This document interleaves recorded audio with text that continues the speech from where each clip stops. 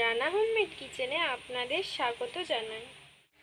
আজ আমি বানাবো পটল দিয়ে পনিরের পোস্ত। তার জন্য আমি এখানে পটল কেটে নিয়েছি আর ধুয়ে রেখেছি, আর এপাশে পনির নিয়ে নিয়েছি আর এভাবে কেটে রেখেছি। যেহেতু একজন খাবে সেই জন্য আমি কম কম জিনিস নিয়েছি, আপনারা যে যেরকম খাবেন তেমন ব্যবহার করবেন। এবার পটল আর পনিরের মধ্যে নুন আর হলুদ মাখিয়ে নেব।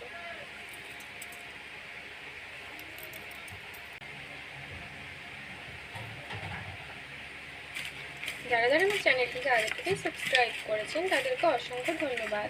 আর যারা যারা সাবস্ক্রাইব করেননি তারা জলদি সাবস্ক্রাইব করে দিন, যাতে নতুন নতুন রান্নার ভিডিও আপনারা দেখতে পারেন।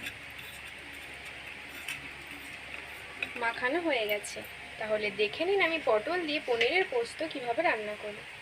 এবারে পাশে আমি একটি কড়া বসিয়ে দিলাম, অল্প পরিমাণে রিফাইন তেল দিয়ে দেব। তেলটা গরম হয়ে গেছে আর পনিরগুলো আমি ভেজে নেব। পনিরটাকে হালকা লাল করে ভেজে নিতে হবে। দেখুন লাল লাল করে ভেজে নিয়েছি, এবার এগুলো তুলে নেব। এবার ওই তেলের মধ্যে কেটে রাখা পটলগুলো ভেজে নেব।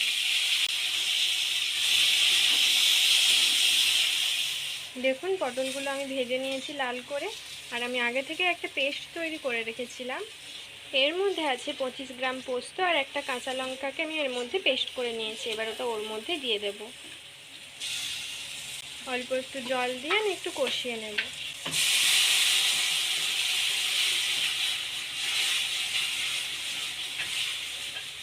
দেখুন হালকা কষিয়ে নিয়েছি, এবার ওর মধ্যে জল দিয়ে দেব। দিয়ে একটু নেড়ে নিচ্ছি।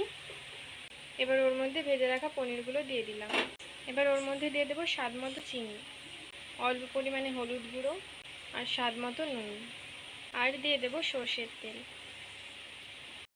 এবার সেদ্ধ হওয়ার জন্য ঢাকা দিয়ে দেবো। 10 মিনিট পর ঢাকাটা খুলে নেব। পটলগুলো সেদ্ধ হয়ে গেছে আর জলটাও কমে গেছে। আমার পটল দিয়ে পনিরের পোস্ত তৈরি। এবার আমি নামিয়ে নেব। নামানো হয়ে গেছে।